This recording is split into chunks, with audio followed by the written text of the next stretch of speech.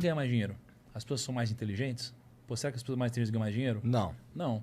Quem ganha mais dinheiro, então? Quem fez a Quem parada. sabe lidar melhor com as oportunidades, eu acho. Pô, se quem ganha mais dinheiro não são as pessoas mais inteligentes, ganha mais dinheiro aquela que consegue trazer, através de um mecanismo, as pessoas mais inteligentes para trabalhar com você. Entendeu? Então, é isso que vai mudar o jogo. E aí, quando o Pereira estava falando das mentes brilhantes que vieram num ecossistema como os Estados Unidos, pensa assim, por que o mercado financeiro é um mercado que atrai algumas das mentes mais brilhantes, cara? Que pagar bem pra caralho. Porque o prêmio é maior. Então, assim, quando você tem um prêmio muito grande, pô, alguém com um discernimento diferente ou com uma capacidade, uma habilidade diferente, a pessoa vai para onde? Ela vai para onde, cara? O prêmio é maior. Então, a pessoa vem para cá. Então, assim, se você oferece um prêmio grande para essas pessoas inteligentes, elas vão dar um jeito de alinhar os astros com você, entendeu? Sim. A não ser que ela seja não tão inteligente, porque senão ela cria a própria empresa. Acho que isso não tem a ver com inteligente. Depende do prêmio. Depende. Depende do prêmio. Não, e depende também do que é ser inteligente, porque pô, é o que eu falei, não são as pessoas mais inteligentes. É o que criam é as ser empresas. inteligente, Depende exatamente, depende do né? nível de O João inteligência. fala sobre múltiplas inteligências, né, João?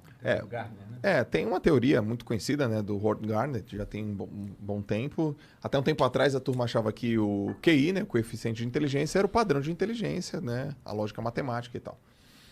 E hoje sabe que existem múltiplas inteligências, né, inteligência social, inteligência naturalística, inteligência corporal, inteligência musical, inteligência Matemática, lógico-matemática, né? Então, nesse caso em específico, eu acredito, né, que é uma categoria de inteligência, né? É o cara que ele é um cara mais processual e ele fala, pô, aquele cara ele é mais conceitual. Então ele tem uma inteligência de conceito. Então, como eu não tenho essa inteligência de conceito tão aprofundada e eu tenho uma inteligência de processo, se eu colocar conceito com conceito com conceito, dá um processo. Então esses caras eles têm essa capacidade de ver mais. E eu acho que também tem uma outra coisa também. Muitas pessoas que são inteligentes ultra específicas, elas são mais medrosas para correr risco. Um empreendedor, inevitavelmente, ele corre mais risco. Então, ao correr mais risco... Aliás, o Jeff Bezos fala isso, né? Tem retorno sobre investimento, mas deveria também ter retorno sobre o risco. As empresas deveriam correr mais riscos. Porque ao correr mais riscos, o prêmio também fica maior. Então, às vezes, você está do lado de um cara hiper, mega, ultra inteligente, técnico, mas ele não tem uma inteligência, vamos dizer assim, emocional para correr mais riscos e pôr em risco a inteligência técnica dele. Aí você pega um cara menos inteligente técnico, mas tem mais inteligência, vamos dizer assim, emocional para correr esse risco. Não, e isso casa com aquela máxima do conhecimento disperso pela sociedade. Eu gosto de falar que inteligência é a capacidade de resolver problemas. Então, você pega, por exemplo, o Neymar. É um cara ultra inteligente dentro de campo. Mas se eu botar ele para resolver uma prova de matemática, um outro cara, que é horrível em campo, vai ter uma inteligência maior naquela área. Quando você cria o grupo, você combina inteligências. Por exemplo, o Thiago é um dos melhores caras que eu conheço para negócio. E isso, eu já admirava o Thiago de longe, né? Quando você conhece algumas pessoas mais de perto, você vê, nem é tudo isso, né? E hoje eu admiro mais o Thiago. O João é um cara que é muito bom com pessoas. Eu falo, cara, você tem uma habilidade... Até o Thiago falou, ele estava conversando no caminho, né? A gente veio junto, o João veio depois, sobre isso. Como o João é bom em lidar com pessoas. Então, se eu ficasse no meu negócio sozinho, eu estaria abrindo mão de um cara que é melhor do que eu em negócios e de um cara que é melhor do que eu em pessoas.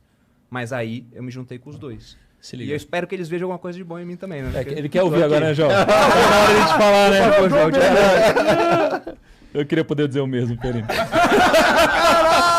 Zoeira, porque o Perim sempre faz uma sarcástica dessa. Não, mas se liga, nessa lógica aí, já ouviu aquela frase que é mais fácil um camelo passar pelo fundo de uma agulha do que um rico entrar no reino dos céus? Cara, por que isso daí? Já parou pra pensar, mano? Por quê? O reino dos céus não leva dinheiro, pô. Morreu. Não leva porra nenhuma. Cara, acho que deve ter milhares de interpretações, né? Mas, cara, a minha interpretação é assim, ó. Que a gente tá falando sobre ser inteligente. E ser inteligente não necessariamente tem a ver com você criar um negócio que vai te dar o maior prêmio. Então, olha a relação. Não é que o rico é do mal. Igual muitas vezes até as pessoas pregam que, né? Poxa, não, rico é coisa do mal e corrompe as pessoas. Não é isso. Principalmente no Brasil, né? Principalmente no Brasil. É que quando a pessoa ela é muito rica, ela tende a ser uma pessoa que tem menos dores. ela tem menos problemas. Ela, por mais que tenha problemas diferentes, ela tem menos problemas. Ela tem mais bens materiais. É muito mais fácil um pobre financeiramente acreditar em Deus do que alguém que é muito rico e tem acesso a... Porra, eu quero viajar, vou viajar. Eu quero comer, eu quero. É muito mais fácil, né? Então, tem um componente aqui onde o dinheiro, muitas vezes, ele te transforma em uma pessoa mais cética.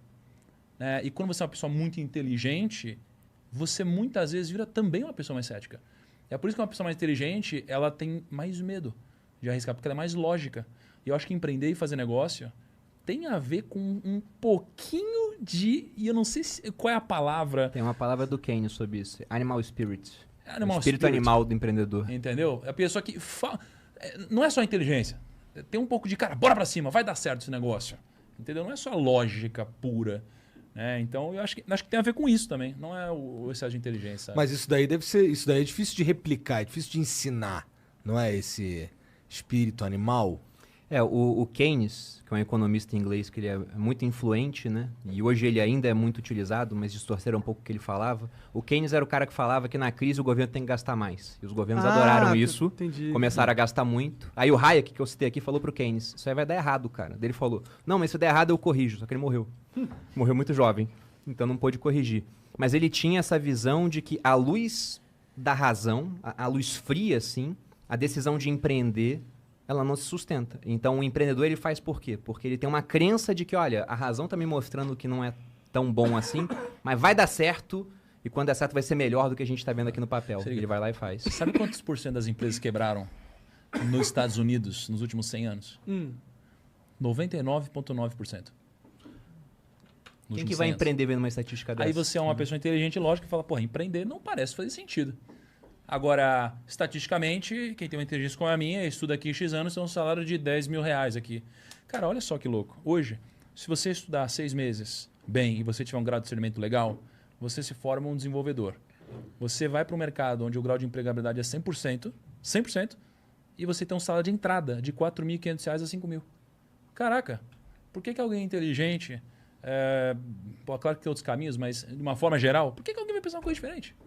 Vai querer se aventurar num momento no mercado onde 0,01% ganha. Mas no Brasil, né? Caraca. Entendeu?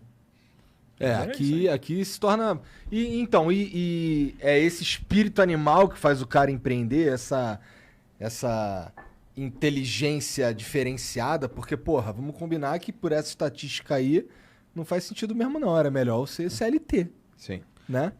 Mas é aquela questão do risco versus recompensa que o Primo falou.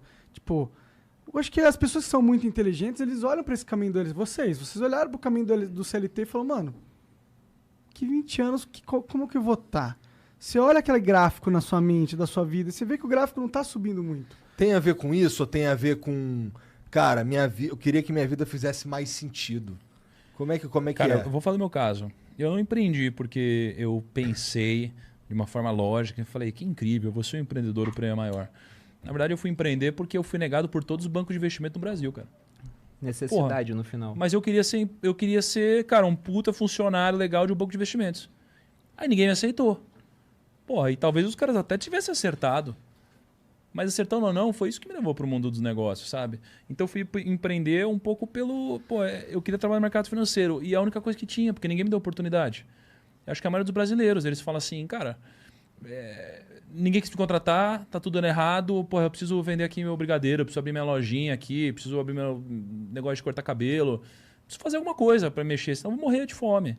No meu caso, não para não morrer de fome, mas é porque não tinha outra alternativa. Só que quando eu comecei a empreender, passados alguns anos, porque o começo foi muito duro, aí eu olhei para trás e falei, cara, que animal que isso aconteceu. Não tem nada que podia ter acontecido melhor na minha vida, porque quando eu descobri o prêmio e eu aprendi a jogar o jogo, eu falei, nada poderia me dar esse resultado. E aí foi quando eu passei a continuar empreendendo por opção, por intenção, né? E não por acaso, como foi o motivo que me fez entrar, né? Uhum. Eu fui, no caso, porque a internet facilitou muitas coisas, né?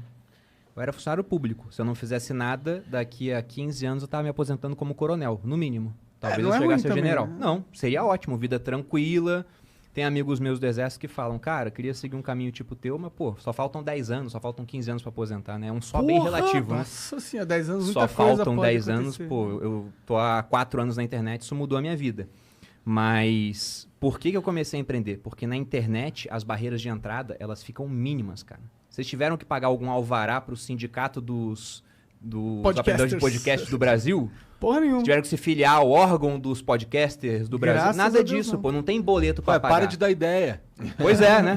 E já me procuraram pra criar tipo um sindicato de educador financeiro. Eu falei, bando de socialista, não vou criar sindicato nenhum.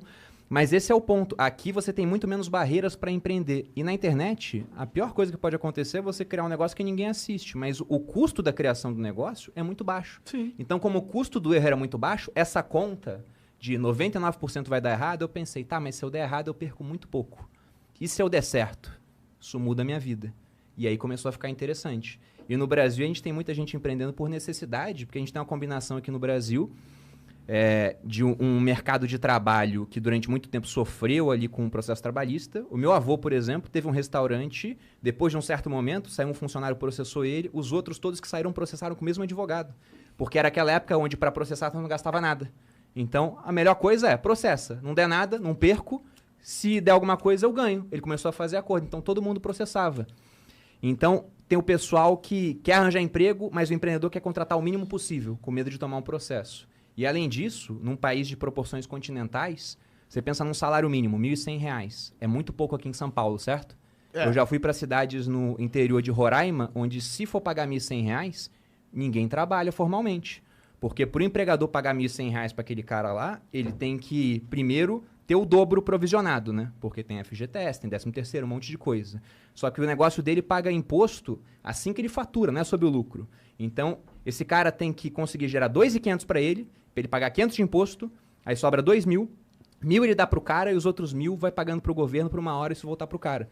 Em cidade lá do interior de Roraima, ninguém é empregado assim. Então, não tinha como ter. Se o cara for seguir a legislação, tá todo mundo desempregado. Aí tem que empreender.